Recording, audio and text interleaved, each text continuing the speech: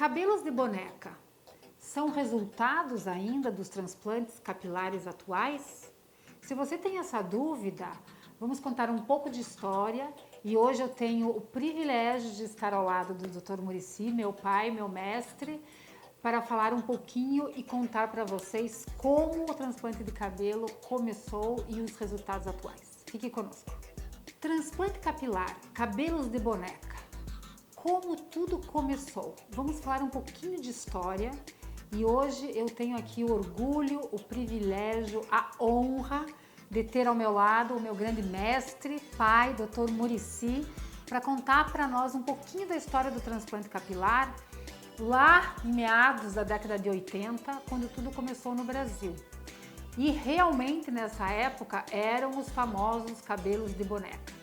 Então, pai, vamos contar um pouquinho para os telespectadores como que começou a história do transplante de cabelo na sua carreira, né? Porque o Dr. Muricy é cirurgião plástico, membro da Sociedade Brasileira de Cirurgia Plástica, e o transplante de cabelo no Brasil começou dentro da cirurgia plástica.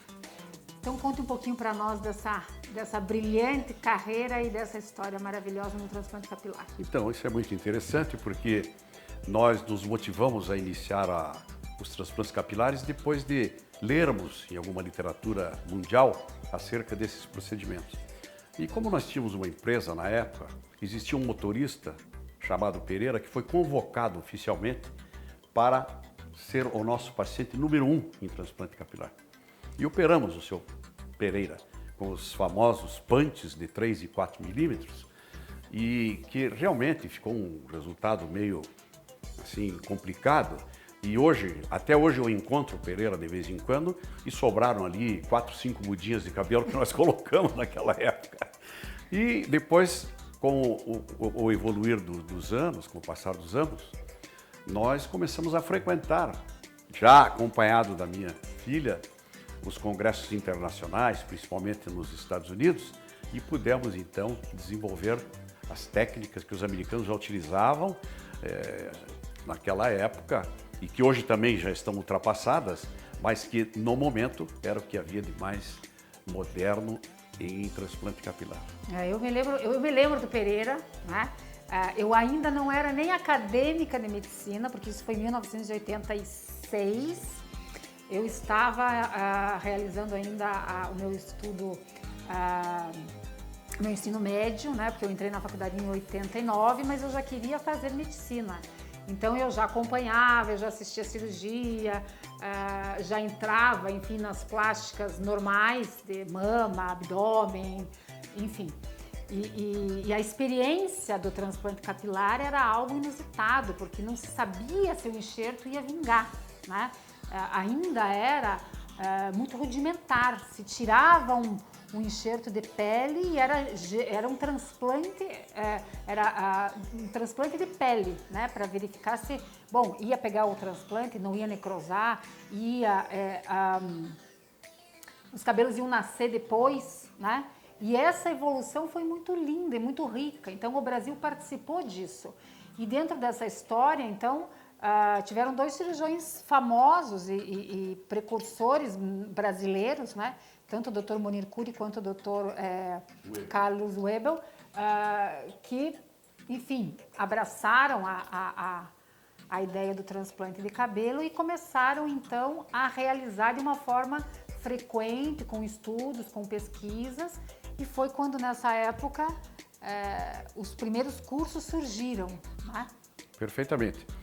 E o importante nessa história toda foi que um cirurgião americano do Texas descobriu as unidades foliculares e que eram dissecadas através de microscópios especiais que nós comprávamos, trazíamos dentro da mala aquilo para o Brasil.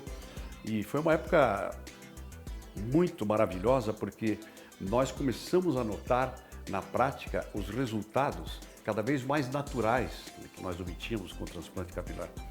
E isso, de lá para cá, nunca parou de se desenvolver até chegar nos dias atuais em que a cirurgia capilar é maravilhosamente bem feita, com resultados extremamente naturais. Sim, porque quando tudo começou e as pessoas perguntam, nossa, mas cabelo de boneca, não se sabia e não se conhecia a forma com que os fios se agrupavam no couro cabeludo, né?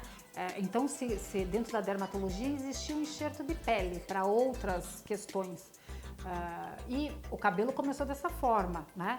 Depois, então, como disse o Dr. Muricy, o Dr. Bob Limmer, ele foi olhar no microscópio e verificou que existia um padrão de distribuição dessas unidades. Ora com 2 fios, ora com 3 ou com 4 fios. E em cima disso, que antes, né, quando tirava aquela faixa atrás do couro cabeludo e se fatiava com o bisturi, se faziam tamanhos, ou seja, menores do que o punch de 3, 4 milímetros.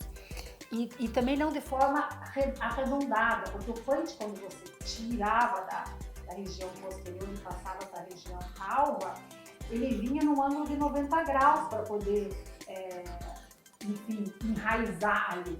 E aí o cabelo nascia para cima. E por isso que, além dos tufos plantados, enfim, separadamente, o cabelo tinha um direcionamento incorreto, o que deixava mais artificial ainda.